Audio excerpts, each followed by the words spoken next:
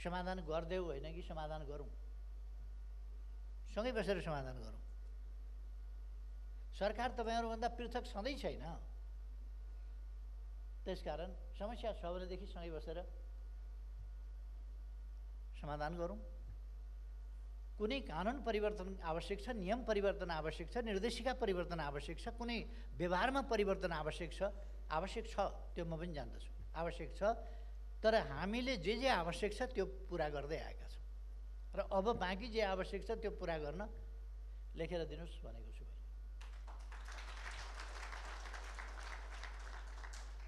महासङ्घका अध्यक्ष गोल्छाजीले भर्खर पनि भन्नुभयो, अब हामीले त पुस्तकै निकालेका छौँ, लेखेर 2-4 अरब दिने मात्रै होइन, पुस्तकै निकालेका छौँ। पोलिसी त दिनुभयो, ठिक छ, पोलिसी इम्प्लिमेन्टेसन चाहिँ अब त्यो पोलिसीमा तपाईँहरूले राखेका goals and AIIMS and targets, अब तिनीहरूलाई पुरा गर्नका लागि तपाईँहरूले गर्नुपर्ने काम त तपाईँहरूले गर्नु होला। सरकारले गर्नुपर्ने काम चाहिँ के हो भन्ने कुरा त्यहाँ क्लियर छ कि छैन मैले हेरेको छैन। सरकारले गर्नुपर्ने चाहिँ के हो भनेको पिन पोइन्ट चाहिन्छ। यतिकै सामान्य ढङ्गले समाधान गरिदियोस् भनेर पिन पोइन्ट गरेर कुन ठाउँमा कुन बिन्दुमा केका लागि, उद्योगका लागि, स्थापनाका लागि, सञ्चालनका लागि, केका लागि, कच्चा पदार्थ आयातका लागि अथवा उत्पादनको वितरणका लागि अथवा निर्यातका लागि अथवा विलम्ब भइराखेको छ, यदि ब्युरोक्रेटिक हर्डल्सहरू छन् भने तिनीहरूलाई कसरी हटाउने त्यसका लागि हामी सुझावहरू स्वागत गर्छौँ।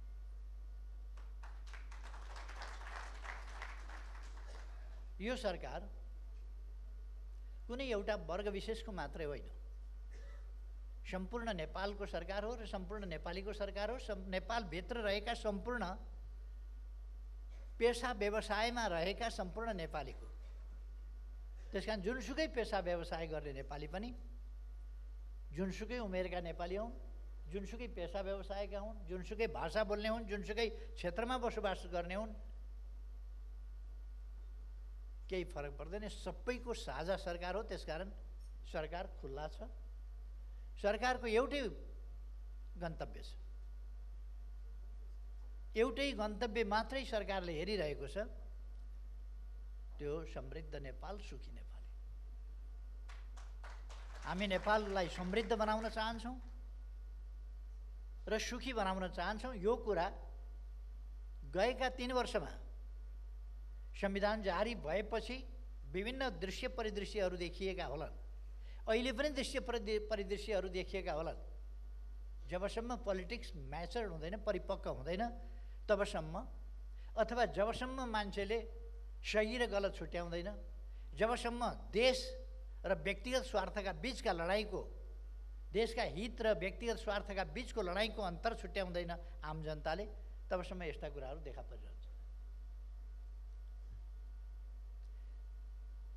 देश बनाउने सङ्कल्प र अठोट र एउटा सिसीमा औषधि बेच्नेका बीचको आज यहाँ हामीले नेपालको आर्थिक रूपान्तरणको सङ्कल्प जुन पुस्तिका निकालेका छौँ त्यो र एउटा यसै उसै कसैले लेखिदिएको ग्रन्थका बीचमा भेद पाउँदैनौँ भने, अथवा एउटा कुनै वस्तुको रङ्गीन विज्ञापन, त्यसको बीचमा भेद पाउँदैनौँ भने, एउटा अर्थपूर्ण कुरा र विज्ञापनलाई एट्र्याक्टिभ बनाउनका लागि गरिएको प्रचारका बीचमा भेद पाउँदैनौँ भने अनि देश अलमलमा परिरहन्छ। बेच्नुपर्ने हुन्छ एउटा गोगो साबन, विज्ञापनमा के आउँछ, गाईले पनि तैँलाई लखेट्छ, कुखुराले पनि तैँलाई लखेट्छ भन्ने आउँछ। अब त्यो गोगो साबन र गाईले लखेट्ने कुरा, कुखुराले लखेट्ने कुराको भेट कहाँ हुन्छ? तर त्यसो भनेपछि मान्छेको ध्यान जान्छ, गोगो साबन सुन्छ अनि मान्छेले किन्छ। त्यसकारण त्यो तालमेल नभएका कुराको एउटा विज्ञापन र देश विकास गर्ने अठोट सङ्कल्प दृष्टिकोणका बिचमा हामीले भिन्नता छुट्याउनु पर्यो। अलिअलि समस्याहरू त हुन्छन्, तर हामी के गर्न खोजिरहेका छौँ त्यसकारण तपाईँहरू देख्न सक्नुहुन्छ। म सरकारको प्रतिनिधि, सरकारको नेतृत्व गर्ने एउटा व्यक्ति। तपाईँहरूको अगाडि उभिँदाखेरि म ढुक्कले भनिरहेको छु, एकदमै ढुक्कले। हाम्रो अरू कुनै उद्देश्य छैन। समृद्ध नेपाल, सुखी नेपाली हो। त्यसका निम्ति त्यसको अवश्य एउटा पक्ष हो, एउटा हिस्सा हो सम्मानित उद्यम व्यवसाय, समुन्नत नेपाल। अझ पहिले नै मैले यसलाई क्वाइन गर्न पाएको भए सायद सुदृढ र सम्मानित उद्योग व्यवसाय र समुन्नत नेपाल भनेर। सम्मानित मात्रै चाहिँ सुदृढ नभइकन फेरि केही गर्दैन कि? सम्मानित मात्रै त, त्यसकारण हामीले सुदृढ बनाउनु पर्यो यस क्षेत्रलाई। स्ट्रङ, फाइनान्सियल्ली स्ट्रङ, टेक्नोलोजिकल्ली स्ट्रङ, अनेक हिसाबले स्ट्रङ। यसको आत्मविश्वासदेखि लिएर सम्पूर्ण पक्षमा स्ट्रङ। तपाईँहरूको पीडा झल्किन्छ यो सम्मानित भन्ने कुरामा।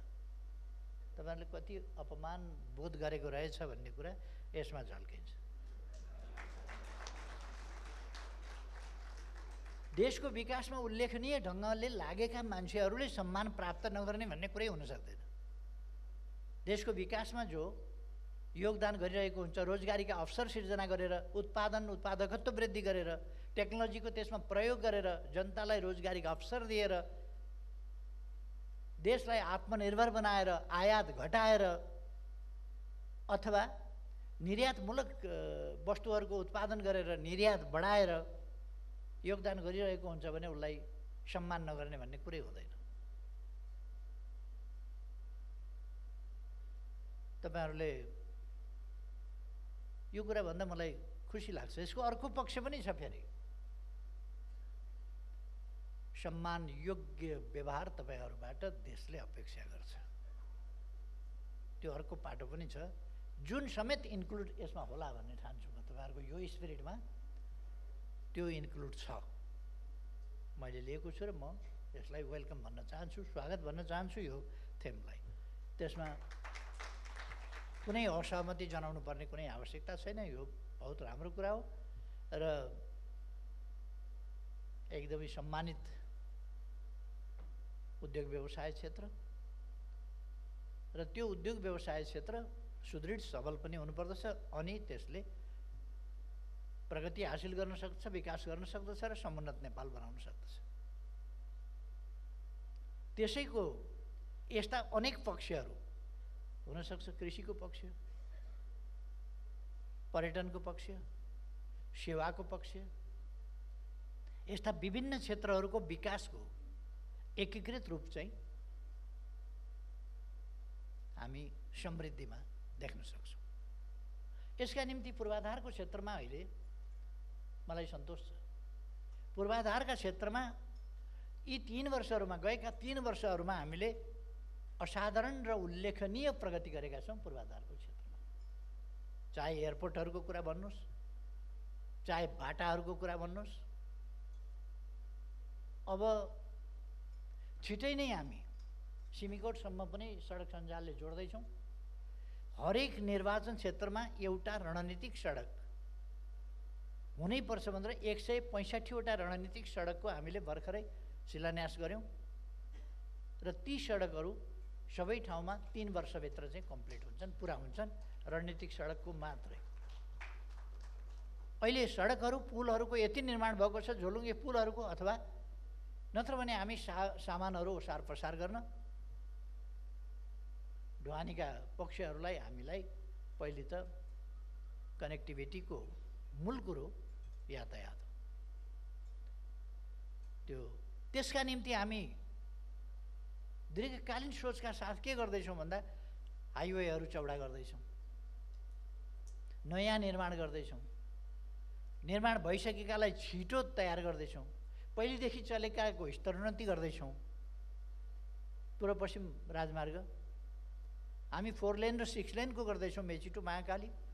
निर्माण केही निर्माणाधीन ठाउँहरू अथवा त्यसको स्तरोन्नति भइराखेका केही ठाउँहरूमा अलिकति असुविधा होला, होइन भने पहिलोपल्ट नेपालमा मेचीदेखि महाकालीसम्म स्मुथली तपाईँमा तपाईँ चाहिँ हाइवेमा स्मुथली गाडी लान सक्नुहुन्छ, दौडाउन सक्नुहुन्छ।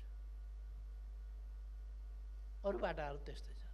हामीले आवागमनको क्षेत्रमा धेरैवटा एयरपोर्टहरूलाई नाइट फ्लाइटका लागि पनि योग्य बनाएका छौँ, अपग्रेड गरेका छौँ, नयाँ एयरपोर्टहरू निर्माण गर्दैछौँ।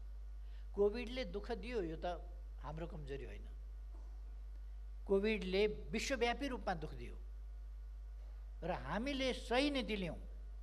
जीवन पहिला, जीवन पहिला कि दुनियाँमा बहस चल्यो, जीवन पहिला कि अर्थतन्त्र पहिला। अर्थतन्त्रै भएन भने के खाने भनेर, मान्छे रहेन भने कसले खाने? पहिले त मान्छे बाँच्नु पर्यो नि। पढाइ 3 महिना भएन भने 3 महिनापछि 4थो महिना गर्न सकिन्छ। मान्छे बाँच्यो भने 2 महिना उद्योग बन्द भयो भने तेस्रो महिना खोल्न सकिन्छ। मान्छे रहेन भने जब हामीले देख्यौँ इकोनोमी फर्स्ट भन्नेहरू, त्यसले गर्दाखेरि सावधानी पर्याप्त नहुँदा समाज अत्यन्तै आक्रान्त भएर गयो, मृत्युदर बढ्यो र बिरामी बढे, सङ्क्रमण बढ्यो, भयावह स्थिति भयो, जसले गर्दाखेरि अर्थतन्त्र झन् बढी चौपट भयो। जीवन फर्स्ट, जीवन पहिला, जीवन जोगाउन लागेपछि हामीले केही गर्न सक्यौँ।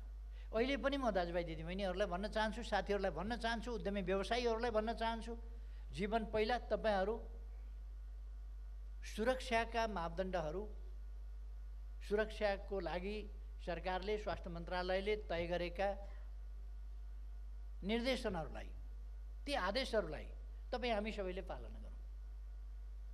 त्यसो भएपछि हामी सुरक्षित हुन सक्छौँ। हामी सुरक्षित भयौँ भने मात्रै उद्योग चलाउन सक्छौँ, व्यवसाय गर्न सक्छौँ, व्यापार गर्न सक्छौँ, सबै चिज गर्न सक्छौँ।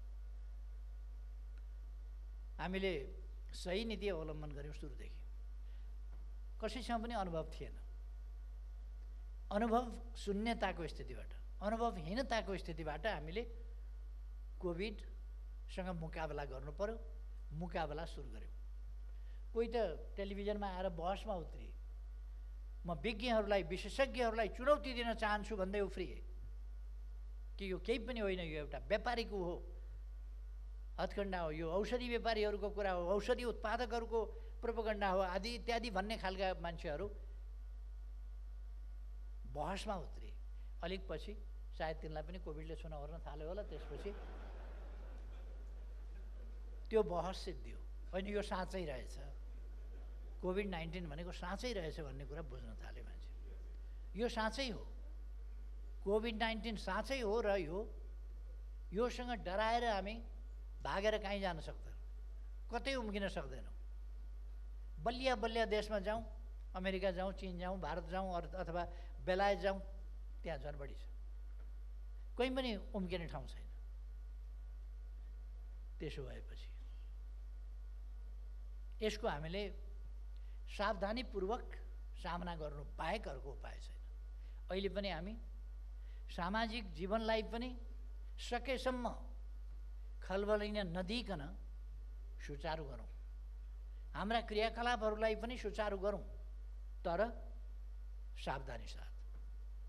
सुचारू गर्ने नाममा यदि सावधानीमा कमी गरियो भने, सावधानी भएन भने हामी त्यसबाट आक्रान्त हुन सक्छौँ र सबै कुराहरू चौपट हुन सक्छ। त्यसकारण हामीले यसलाई सावधानी साथ, गम्भीरताका साथ लिनुपर्छ र सावधानीका साथ अपनाउनुपर्छ र हाम्रो जनजीवनलाई सामान्य राख्नुपर्छ। लकडाउन गर्नै हुन्न भन्ने देश दोहोऱ्याएर तेह्रयाएर लकडाउनमा जाँदैछन्। अहिले हामीले पनि समयमै सचेतनता अपनाएनौँ भने, सावधानी अपनाएनौँ भने फेरि हामी लकडाउनमा पुग्दैनौँ भन्ने कुनै ग्यारेन्टी हुन सक्दैन। हामी आफै घरबाट बाहिर निक्लिन नसक्ने अवस्थामा हुन्छौँ, किनभने ज्यान खतरामा हुन्छ। अलिक समयसम्म हामीले त्यसलाई ब्लक गरिदियौँ भने, सङ्क्रमणको जुन रफ्तार छ त्यस रफ्तारलाई ब्रेक लगाइदियौँ भने त्यसपछि त्यो फेरि घट्दै जान सक्छ, स्लो डाउन हुन्छ। तर हामीले अहिले यति बेर पनि बढ्दैछ। फेरि भारतमा 1,33,000 पुगेको थियो क्यारे हिजो कि अस्ति आज। एक दिनमा 1,33,000मा सङ्क्रमण। हाम्रो यहाँ 350 हुँदाखेरि हामी भयभीत भइरहेका छौँ। 350बाट हामीले बढ्न दिनु हुँदैन।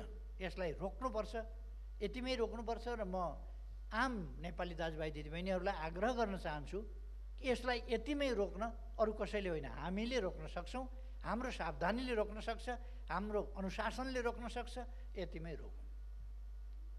यतिमै रोक्नका लागि हामीले खालि प्रोटोकल मेन्टेन गऱ्यौँ भने यतिमै रोक्न सक्छौँ। त्यसो भयो भने हाम्रो सामाजिक जनजीवन, हाम्रो अर्थतन्त्र, हाम्रा उत्पादनका क्षेत्रहरू, हाम्रो व्यापार अनुशासित ढङ्गले सञ्चालन गऱ्यौँ भने हामी सञ्चालन गरिरहन सक्छौँ। अलिकति तलमाथि भयो भने त्यसले भयावह रूप लिन सक्छ। त्यसकारण यतापट्टि ध्यान दिन म सबै दाजुभाइ दिदीबहिनीहरूलाई हार्दिक आग्रह गर्न चाहन्छु। यसपट्टि हामी गम्भीर हुन जरुरी छ। यस्तो अवस्थामा पनि 1 वर्षभन्दा बढीको अवधि, चैत्र 11 गते गत वर्ष लकडाउन सुरु भएको थियो। हामीले त्यो अरू कुनै लहरबाजीले पनि गरेका थिएनौँ, रहरले पनि गरेका थिएनौँ। त्यो एउटा बाध्यता थियो हाम्रो अगाडि। र हाम्रो उद्देश्य थियो कि यो फैलिन नपाओस् र कोभिड-19लाई हामी एकदमै नियन्त्रित ढङ्गले लान सकौँ। लकडाउनभरि त ठिकै भयो। लकडाउन रिल्याक्स भएपछि फैल्यो, उधुमै फैल्यो। तर पनि हामीले अनुशासित ढङ्गले चल्दाखेरि फेरि त्यसलाई बिस्तारै नियन्त्रित गर्दै लान सक्यौँ। यो सेकेन्ड वेभ, थर्ड वेभ आइराखेका भन्छन् नि, त्यो वेभ कसरी आउँछ? त्यसले केही पनि बुझ्दैन। त्यो त यति सानो छ कि त्यसको बुझ्ने खालको गिदी हुँदैन। त्यसको केही पनि बुझ्दैन। त्यसले सेकेन्ड वेभ पनि बुझ्दैन, थर्ड वेभ बुझ्दैन। हामी जति छाडा हुन्छौँ त्यति चम्किन्छ, जति नियन्त्रित हुन्छौँ त्यति खुम्चिन्छ। त्यसले खुम्चिन बाध्य हुन्छ, त्यो सिद्धिन बाध्य हुन्छ। त्यसलाई हामीले फैलिन नदियो भने हाम्रो व्यवहारमा त्यो निर्भर गर्छ। त्यस कारण यो सेकेन्ड वेभ अलिकति कम हुन थालेपछि, हाम्रोमा निकै कम भयो नि, 39जना कतिसम्म पुगेको थियो। त्यति भएपछि हामीले मास्क लगाउनु छोडिदियौँ, फेरि सर्न सुरु गऱ्यौँ। यसैलाई नै हामीले highest level of second wave मान्यौँ। यसलाई घटाइदिउँ, यहीँबाट घटाउन सकिन्छ। अब हामीमा यदि अनुशासितपन आउन समय लाग्यो भने फेरि यो बढ्दै जान्छ। जब हामी अनुशासित हुन्छौँ तब घट्छ। हामीले खोप ल्याइसकेका छौँ। त्यसकारण अब अलिक समय, केही समय हामी अनुशासित हुन र यसका सुरक्षाका मापदण्डहरूको पालना गर्न जरुरी छ। केही समय हामीले केही लाख मान्छेहरूमा खोप लगाइसकेका छौँ। अरू खोप लगाउने सिलसिला जारी छ। हिजो मात्रै सायद 9,000 जतिको हिजो मात्रै खोप लाग्यो होला। हामीसँग क्षमताको पनि सीमा छ। हामी जति भनौँ त्यति लगाउन सक्दैनौँ, जहाँ भनौँ त्यहीँ लगाउन मिल्दैन। त्यसको सुरक्षाको प्रबन्ध हुन्छ, त्यसका लागि एक्सपर्ट चाहिन्छन्, त्यसका लागि ट्रेन्ड म्यान पावर चाहिन्छ। ती कुराहरू गर्नका लागि हामी जति भनौँ त्यति लिमिटमा जान सक्दैनौँ। अर्को कुरा, हामीलाई उपलब्ध हुने कुराको पनि एउटा सीमा, सिलसिलाबद्ध ढङ्गले उपलब्ध हुने, त्यसलाई हामीले कति समयसम्म प्रोटेक्ट गर्न सकिने हो, कति समयसम्म त्यसलाई चाहिँ राम्ररी सुरक्षित ढङ्गले राख्न सकिने हो, यी सबै पक्षहरूलाई हेरेर। अरू कतिपय देशमा अझै सुरु भएको छैन। हामीले त यसलाई अगाडि बढाएर निकै अगाडि बढाएका छौँ। त्यसकारण हामी खोप अगाडि बढाउँदैछौँ। र यो अब धेरै अगाडि बढ्न सक्ने स्थितिमा छैन कोभिड-19। त्यसर्थ यो चाहिँ नियन्त्रण गरेर जान सकिन्छ। नियन्त्रण गरेर जान सकियो भने हाम्रो उद्योग, हाम्रो वाणिज्य, हाम्रो व्यापार, यी क्षेत्रहरू हामीले स्मुथली लान सक्छौँ। अलिकति घट्ला, अलिकति नियन्त्रणले अलिकति घट्ला, अलिकति डिस्टेन्स मेन्टेन गर्ने कुराले घट्ला, यस्ता कुराहरू केही होलान्, तर यसले पुरा हामीलाई नोक्सान गर्न सक्दैन। त्यसकारण म चाहन्छु कि यतापट्टि अगाडि बढ्न सकोस्। हामीले सुरक्षाका साथ, सुरक्षाका प्रबन्धहरूका साथ यसलाई अगाडि बढाउँ भन्ने म आग्रह गर्न चाहन्छु। आज यो नेपालको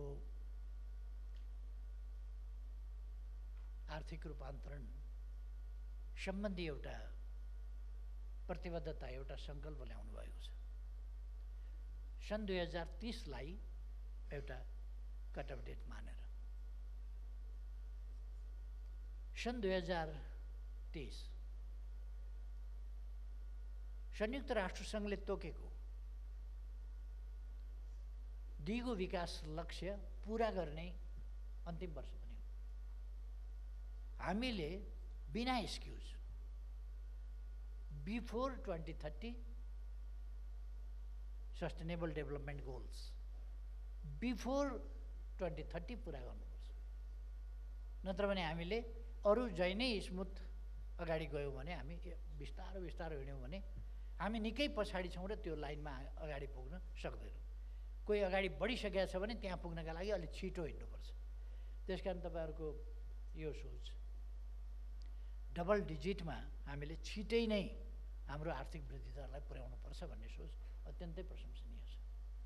सरकारले यसमा ध्यान दिइरहेको छ, यसमा जोड दिइरहेको छ, यसका निम्ति प्रयास गरिरहेको छ र सम्पूर्ण क्षेत्रबाट जुटाउनका लागि, यस प्रयासमा सङ्कल्पित मान्छेहरू लागौँ भन्नका लागि सरकारको प्रयास छ।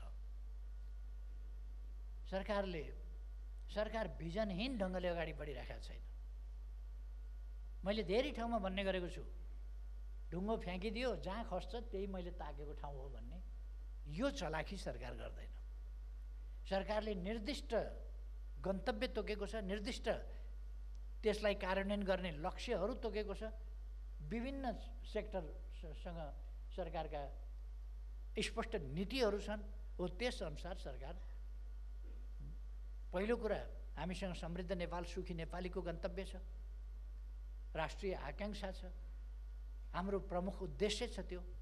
त्यसलाई प्राप्त गर्न हामीसँग विभिन्न क्षेत्रका स्पष्ट र स्पेसिफिक नीतिहरू छन्। हामीले तिनलाई कार्यान्वयन गर्नका लागि कार्यक्रमहरू तय गरेका छौँ र हरेक वर्ष पनि हामी रिभाइज्ड पोलिसी प्रोग्राम, नीति कार्यक्रम समयानुकूल ढङ्गले, गतिशील ढङ्गले परिमार्जित गर्दै अगाडि बढिराखेका छौँ। हरेक क्षेत्रका नीति र कार्यक्रम हाम्रो राष्ट्रिय आकाङ्क्षा प्राप्त गर्ने उद्देश्यका साथ त्यो गरिरहेका छौँ। त्यसो भएर हामी त्यो कार्यक्रमहरू लागू गर्नका लागि कार्ययोजनाहरू बनाएर लागिराखेका छौँ।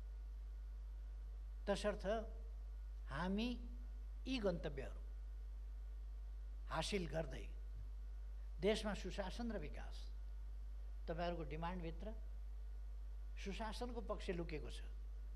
सम्मानित उद्योग व्यवसाय क्षेत्रको अर्थ हो सुशासन।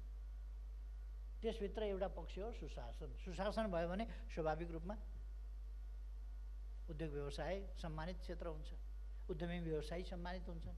सुशासन भयो भने हामीले विलम्बकारी तरिकाहरू, विलम्बकारी विधिविधान र तरिकाहरू अन्त्य गर्नै पर्दछ र मात्रै हामी तीव्र विकास गर्न सक्दछौँ। ढिलो विकास गर्ने हामीसँग कुनै सुविधा छैन, हामीलाई त्यो सहुलियत छैन। हामी तीव्र विकासमा जानै पर्ने हाम्रो बाध्यता छ अब।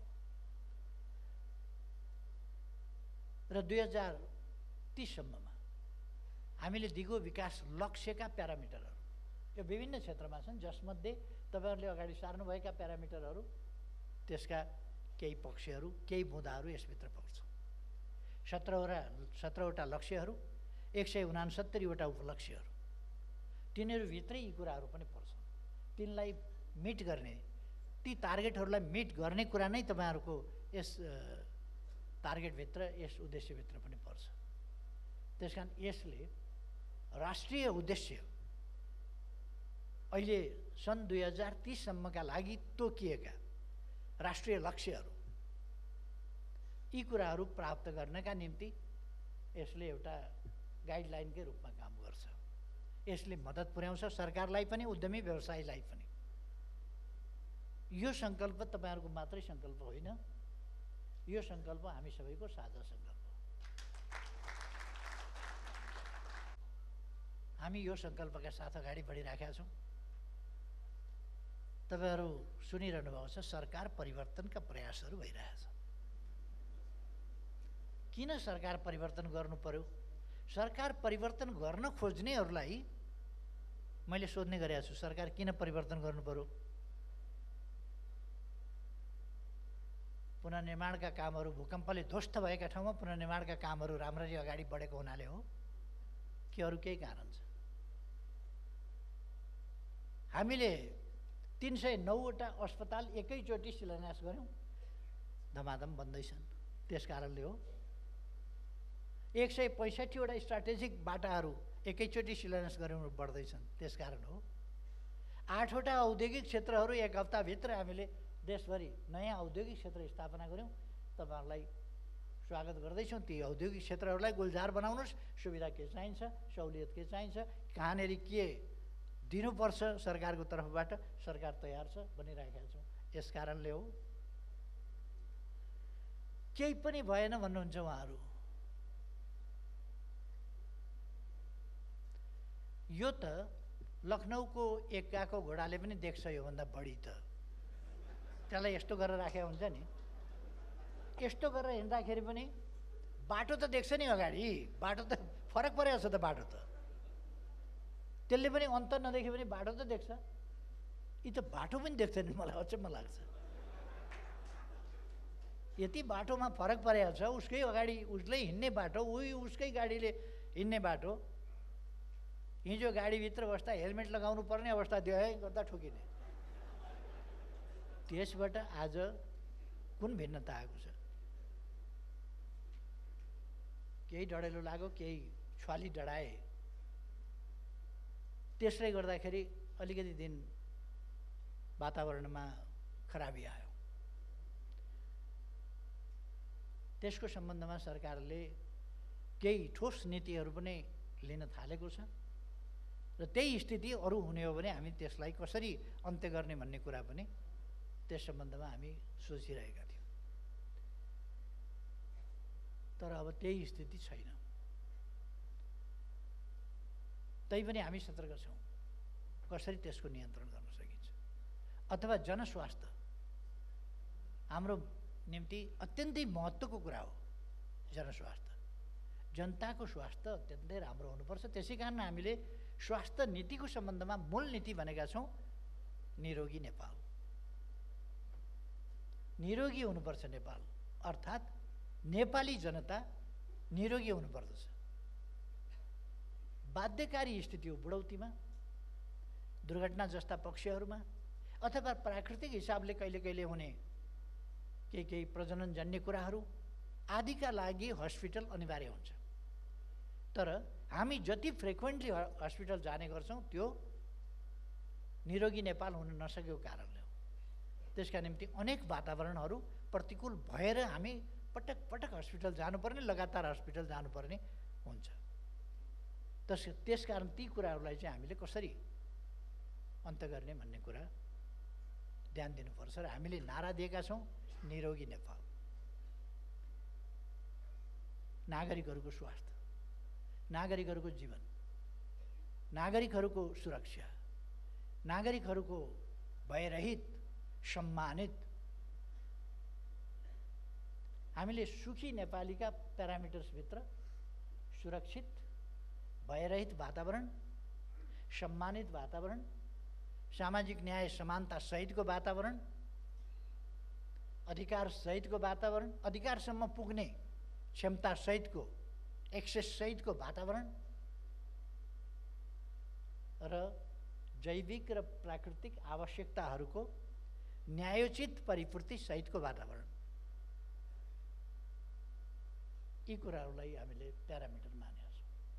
त्यसभित्र सुरक्षित अथवा भयरहित र सम्मानित जीवन, भयरहित र सम्मानित जीवन पनि हामीले यसको प्यारामिटरमा अनिवार्य रूपमा राखेका छौँ। नत्र भने मान्छे सम्पन्न भएर पनि खुसी हुन सक्दैन, सुखी हुन सक्दैन।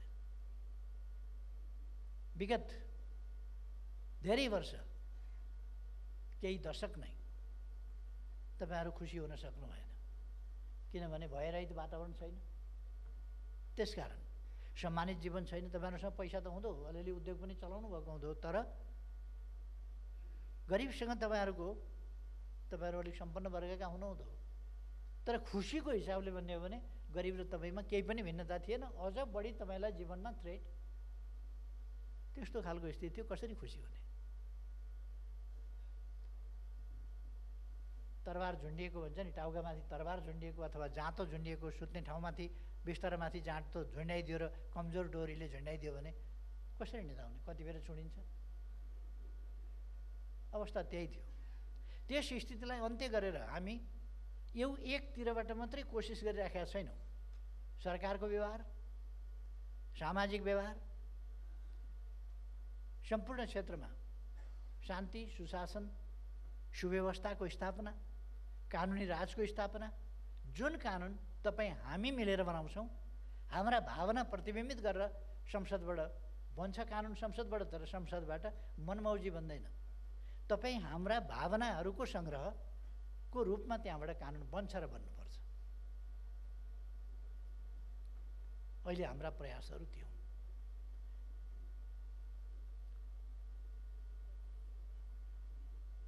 अब तपाईहरुलाई म ढुक्कले काममा लाग्न आग्रह गर्न चाहन्छु। नेपाली जनतामा यो सचेतनता आइसकेको छ अब कि अहिले अस्थिरता ल्याउन खोज्ने तत्त्वहरू,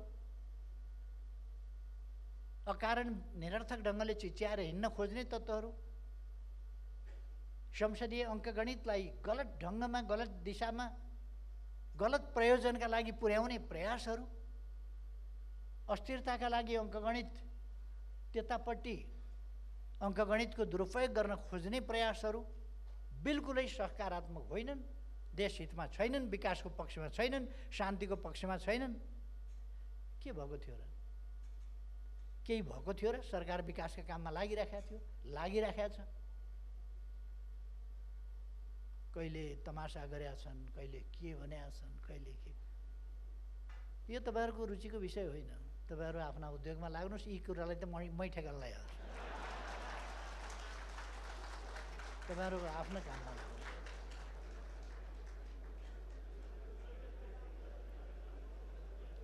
खैर, मलाई सरकार जान्छ कि भन्ने कुनै पिर पनि छैन। सरकार पहिले पनि म सरकारबाट हटाइया हुँ, फेरि जनताले सरकारमा ल्याए। अहिले पनि हटाइए भने यही संसदको एकातिर लान खोजेको थियो, अर्कातिर धकेलिहाल्यो भने केही छैन। 18 महिना हो, 20 महिना होला। त्यसपछि फेरि यस्तो अङ्कगणितलाई वरपर पार्न खोज्ने खालका शकुनीका गोटी पनि फ्याँकिनेछन्। गोटी नै फ्याँकिदिएपछि शकुनीले के लडाउँछ? केही ठाउँ हुँदैन। त्यसकारण तपाईहरु ढुक्क हुनुहोस्, तपाईहरु आफ्नो व्यवसायमा लाग्नुहोस्। सरकार, वर्तमान सरकार भन्न सकिन्न अहिले केही महिनालाई फेरि तलमाथि परिहाल्यो भने पनि चिन्ता नगर्नु होला। केही महिनाको कुरा हो, क्षणिक। सही उद्देश्य छ भने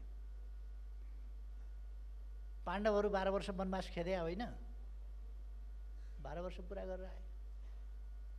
रामलाई 14 वर्ष वनवास पठाएको थिएन, त्यो पनि समय सिद्धियो, फेरि फर्केर आयो। हामीलाई पनि 14 वर्ष जेल हालेको थियो, हामी पनि फर्केर आयौँ। राजतन्त्रले जेलमा हालेको थियो, राजतन्त्र फाल्छौँ भनेर भनेका थियौँ, फर्केर आएर पनि फालेर छोड्यौँ। हामीले भनेका कुराहरू गर्ने गरेका छौँ, पुर्याउने गरेका छौँ। तसर्थ म साथीहरूलाई आग्रह गर्न चाहन्छु, तपाईँहरू ढुक्क भएर राष्ट्र निर्माणको काममा लाग्नु। सरकारको तर्फबाट गोल्छाजीले अघि निकैपल्ट भन्नुभयो, सरकारको ध्यान जाओस्, प्रधानमन्त्रीको ध्यान जाओस्, प्रधानमन्त्रीको ध्यान आकर्षण गर्छु।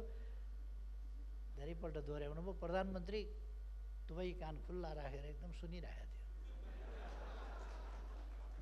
बिल्कुल सुनिराखेको छ। र प्रधानमन्त्रीको कामप्रति तपाईँले गरेको ध्यान आकर्षणलाई धन्यवाद छ। प्रधानमन्त्रीले त कसैले नभने पनि गर्नुपर्छ नि, कसैले भनेपछि मात्रै गर्ने होइन, त्यसमाथि पनि भनिदिनु भएकोमा धन्यवाद। गर्नु त पर्थ्यो नै, त्यसमाथि पनि भनिदिनु भएकोमा। अब मैले भन्न पाउने भएँ, मैले मात्रै दिए जस्तो हुन्थ्यो। अब त तपाईँको माग पनि पुरा गरिदिए जस्तो हुन्छ नि त केही काम गर्दाखेरि। यो धेरै राम्रो भएको छ। फेरि एकपल्ट म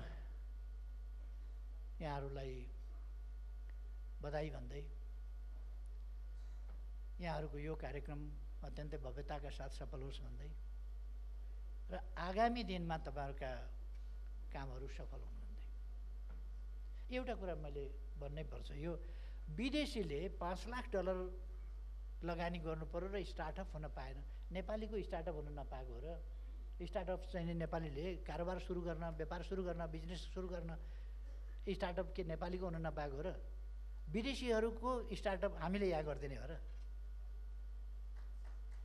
त्यसकारण यो स्टार्टअप या स्टार्टअप्स यसमा नेपालीहरूको लागि होइन कि यहाँ आएर सैलुन पनि लगानी भनेर खोल्ने, चिया पसल पनि लगानी भनेर खोल्ने, पान पसल पनि लगानी भनेर खोल्ने, अनि 5 करोड नेपाली रुपियाँ पनि लगानी गर्दैन भने त्यो बन्चारी डाँडा मात्रै चाहिँ अर्को खोज्नुपर्ने किन?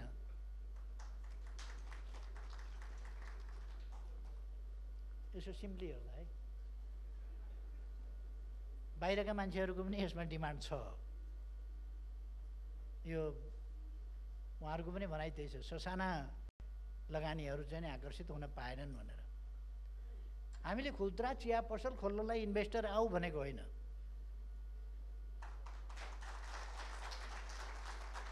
भुटानले दिनको यति डलर खर्च नगर्नेलाई पस्न दिन्न भन्छ र पस्न दिँदैन। यति डलर दिनको। मालदिभ्सले केही पनि नदियाऊ, नोट कपी, कलम, कम्प्युटर, ल्यापटप, आइप्याड, फोन पनि चाहिँदैन। पैसा भरेको एउटा कार्ड बोकेर आऊ, त्यो भन्छ टुरिस्टलाई। कार्डभरि पैसा भरेको कार्ड बोकेर आऊ, स्विप गर्दाखेरि जति चाहियो त्यति आओस्, सबै कुरा यहीँ पाइन्छ भन्छ। यहाँ आऊ। मेरो विचारमा $5 लाख पनि इन्भेस्ट नगर्ने के चाहिँ इन्भेस्ट गर्छ? केमा इन्भेस्ट गर्ने? दाढी काट्ने? केमा इन्भेस्ट गर्ने?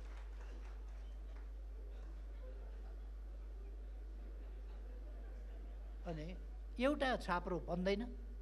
अनि कहाँ बसेर कस्तो इन्भेस्टर हामी बोलाउँछौँ? विचार गरौँ। केही छैन, केही हतार छैन। मैले यो कति 50,000 कि कति थियो, 50,000 विदेशबाट आएर 50,000 फर्किने भाडा बोकेर आउँछ कि नबोकिकन? 50,000ले त फर्किने भाडा हुँदैन। 50,000 लिएर आयो अनि कमाएर, प्लेन भाडा पनि कमाएर, टिकटको पनि कमाएर लिएर जाने। अलिक तरिका भएन कि भने। खैर मैले यो कुरा यसो बिर्सिया हुनाले नि, यो यसले के कन्ट्रिब्युट गर्छ र देशलाई भन्ने मैले त्यति राम्रो, म अर्थशास्त्री होइन, त्यस कारण मैले यसले के कन्ट्रिब्युट गर्छ मैले धेरै बुझेको छैन। यो 50,000मा विदेशीलाई ल्याएर इन्भेस्टर भनेर भिसा दिएर यो सबै गरेर केही फाइदा हुने जस्तो इन्भेस्टमेन्ट ल्याऊ, टेक्नोलोजी ल्याऊ। अनि 50,000मा टेक्नोलोजी के ल्याउँछ, इन्भेस्टमेन्ट के ल्याउँछ, इन्भेस्ट केमा गर्छ? 50,000 त आएर 3 दिनमा खर्च गर्नुपर्छ यहाँ। त्यसरी आऊ 50,000 3 दिनमा, 4 दिनमा, 5 दिनमा खर्च गर न। त्यति पनि खर्च गर्दैन भने त त्यो पशुपतिको टुरिस्ट जस्तै पिठो पनि बोक्या हुन्छ, खुर्सानी पनि बोक्या हुन्छ, स्टोभ पनि बोक्या हुन्छ, मट्टीतेलको ग्यालन पनि बोक्या हुन्छ।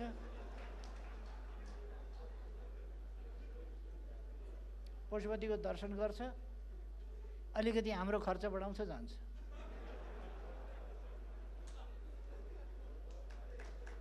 अनि यो टुरिज्म हामीले खोजिया टुरिज्म यो हो र। यो त धर्म कर्म गर्ने मान्छेको कुरा हो, पुण्य कमाउने मान्छेको कुरा हो, खर्च गर्ने मान्छेको कुरा होइन त्यो। त्यस कारण हामीले टुरिस्ट खोज्या, टुरिस्ट इन्भेस्टर खोजेको, जसले इन्भेस्ट गर्छ। जे होस्, यहाँहरूको उद्योग व्यापार क्षेत्र फलोस् फुलोस्, सरकारको पुरा सहयोग रहन्छ भन्ने कुरा फेरि दोहोऱ्याउँदै म आफ्नो कुरा टुङ्ग्याउँछु। धन्यवाद।